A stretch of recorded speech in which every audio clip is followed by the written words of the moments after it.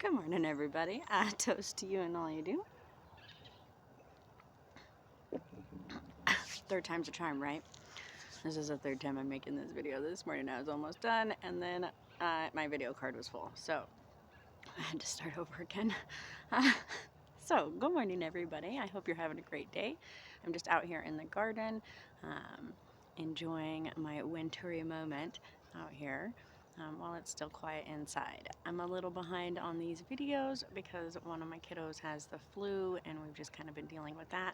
So I haven't had the chance to get out here and do this. So we're here today, and our first question is, what is your greatest accomplishment in life so far? And really, you should make a list. It shouldn't just be one thing. It should be a whole list of things. And think about all of the things that you've accomplished and that you've achieved, and start to focus more on the positive than on the negative. We spend a lot of time in this reality thinking about what we haven't done, what we can't do, what we didn't do, and what we won't do, instead of thinking about what we did do and what we can do. This is a life of experience, and thinking about those accomplishments and being proud of those moments. I mean, you think about it, even something that most people take for granted, like reading. That is a great accomplishment, and when you have achieved that and you can say, I can read, and that's amazing. And continuing to build on that, and those little accomplishments or those things that we take for granted, if we were more appreciative of them, we would get more things back in our life. Gratitude begets more gratitude. It does come back to this, karmatic rule, or the rule of three, or just the energy that you send out comes back. And when you are focused on negative things, then it becomes a self-fulfilling prophecy. If you're constantly thinking, I can't, well, then you can't. Like, that's just the reality of it, because you've created that. Your mind is really powerful. If you spend that time thinking about what you did do and what you have accomplished and all of the things that you have succeeded at and all of the things that you have, and be proud of yourself for those things, then that is the energy that you will get back. Even if it's something as simple as, I am proud because I got out of bed this morning and I started my day off and I'm out here making this video and I'm achieving things. And that's a good start to your day. And that's something, you accomplished that today. Maybe you've spent time throughout these videos really thinking about yourself and doing this introspective journey, and now you know something more about yourself that you didn't before. Well, that's an accomplishment, and that's a good thing. And so you should really, pat yourself on the back. Be proud of those moments. And when you lead with that pride and you are confident and, you feel successful, then more success will come to you. It is a lot about perspective and what you are focused on. So if you take some time to think about your accomplishments and you just really, like, every day, I accomplished this. It reminds me of a really funny video.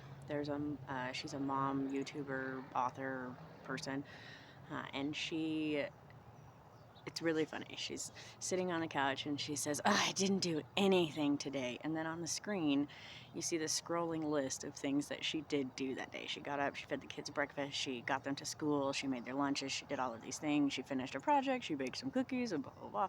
She did all of these things. But because she's just in this, like, I didn't achieve anything. So you're focused on this negative thing, like, I just did these same things that I do every day and I didn't really achieve anything today. But in reality, you achieved a lot. You got up, you succeeded in doing things that day, all of that stuff. So it's just a matter of where you put your focus and where you, not where, but, focusing on the things that you have achieved. So take some time to make a list and then pick out your favorite. I'd love to hear it in the comments below, so let me know what your greatest achievement is. The one I wrote in my entry is surviving. Every day I survive another day. And that is a great accomplishment. There have been times in my life where that was a little more important than others, but I just must have been in a mood when I filled it out. But anyways, so the next question is, if you only had a year left to live, what would you do differently? And this is just an interesting phenomenon to me, because if we're told that we have this very short time of existence, then we feel like, okay, I have to go out and I have to experience these things. I have to be with loved ones. I have to, travel the world or do my bucket list or whatever it is. When in reality, life, we are mortal. This existence and this being and this reality and this space this is it.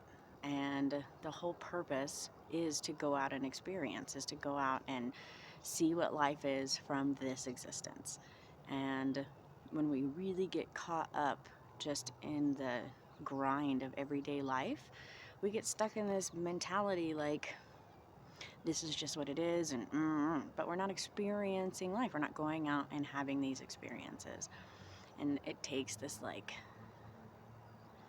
shadowing doom of near death in order for people to be like, oh, I should go out and try a new food and be with these people and do these things that I want to do. So when you think about this question, instead of it being, okay, I'm going to, instead of putting that mortality on it, just go out and do those things. If you're like, I want to travel more, then pick a time to travel more and just make that happen. And find small ways to do things. Maybe it doesn't have to be traveling to Paris. Maybe it could just be traveling to your local park or your wildlife area, or somewhere in your state you've never been to, somewhere you could take a bus to, somewhere that's not hard to get to. It doesn't have to be a huge, I'm going to go to see Chichen Itza. I mean, that would be amazing, but it doesn't have to be that grand thing. It can just be something small. I'm going to spend the day, I'm going to go to this zoo I've never been to, because that's an experience I've never had, and that's traveling, and that's experiencing. So find ways to make those experiences a reality so that you can have another experience and another and another and another, and really build up your repertoire of experiences, because that's, again, what this life is all about. So what are those things that you would do, that you wish you were doing? And then maybe those should be some of your goals. All right, so the last question for today. Sorry, now that I've been out here for quite some time on my third video, I'm freezing. My toes are so cold. All right, so the last question for today is, when did you last cry in front of another person or alone? And so crying is one of those things that has a lot of social influences attached to it. There are some people who learned that crying is a weakness and that you shouldn't cry, and that, just crying is bad. And then there are those who were just encouraged to cry, and crying is a normal thing for them. And then, the healthy range is somewhere in the middle. But crying is an important release of hormones and feelings, and it cleanses out your eyes. And it's sad that it has acquired so much social stigma, and that it is seen as a weakness, and it's not. It takes a very strong person to cry. It takes a strong person to experience and really feel their feelings and allow that to come through. And so I'm not saying that you need to find things to cry about. I'm just saying that when you feel that moment and you feel those feelings, it's important to just allow that release of feelings to happen, and to go through those feelings and let them come out. We bottle so much stuff up and we keep it all in, and that can be really detrimental to your overall health. So maybe you need to spend that time crying, thinking about those things that you need to process. Or maybe you cry too much and you're like, I'm crying every day. Why am I crying all the time? And kind of think about your feelings and why you're feeling the way that you're feeling and where these feelings are coming from, and allow your feelings to flow. Crying is, it's water flowing. It's very much an emotional release. We cry when we're angry, we cry when we're happy, we cry when we're sad. It doesn't just have to be, we cry when we're hurt. There are lots of different reasons that we can cry, and it is this release of emotional energy. And so when is the last time you let your feelings flow, and just kind of felt that? And if you have trouble with that, why? Why is it so hard for you to allow your feelings to flow forth? I know for me personally, this is one of those more challenging areas because I was taught as a child that crying is a weakness and that you shouldn't cry. If you're going to cry, I'm going to give you a reason to cry, is something that I did hear as a kid. And even sometimes now as a grown up, when I'm talking to my kids, I feel that frustration coming through. And those are words that I'm like, oh, stop saying that. Don't say that out loud, because that's not a productive thing. If you have feelings and have those feelings, we just have to have the appropriate release of emotions. And so think about where you are on that spectrum and about how you express your feelings. And is it productive? Is it healthy? Is it helping you? And what can you do to make what can you do to make your expression of feelings healthy and productive? Because I think feelings is another thing that if it's not happy, then it's bad. And that's not true. Uh, all feelings can be productive. All feelings can help to motivate you in order to make the better choice. It's really how do you use those feelings to motivate you that is the bad thing. It's like, it's not the gun that's bad, it's the person holding the gun. It's the feelings aren't bad, it's just how you express them and how you feel them, and how you interact with other people and your feelings. So just kind of think about your feelings and think about when is the last time you let your feelings just flow forth, and how did that make you feel, and where you are on that spectrum of feeling. And like I said, how can you be at a healthier, better, more productive place with those things? Because we can all grow in that area. No one is perfect. I mean, unless you're Buddha. But even Buddha had to learn to go through all of those feelings. So, those are our 3 questions for today. They are, look, I already forgot because I'm so cold. What is your greatest accomplishment?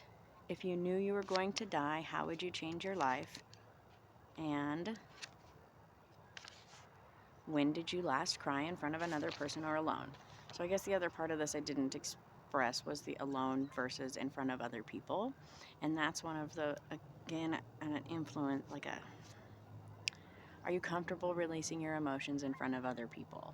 And that communal emotional release. It's important to cry and hug somebody and to feel that support, but maybe you don't feel comfortable there. Or maybe you just cry all the time and people are like, oh my God, I can't listen to you cry anymore.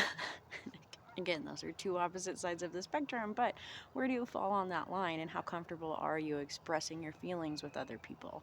Because that's an important part of relationships and communicating, and how do you sit on that spectrum? So, I hope everybody has a fantastic day, and I will see you guys all tomorrow. Many blessings.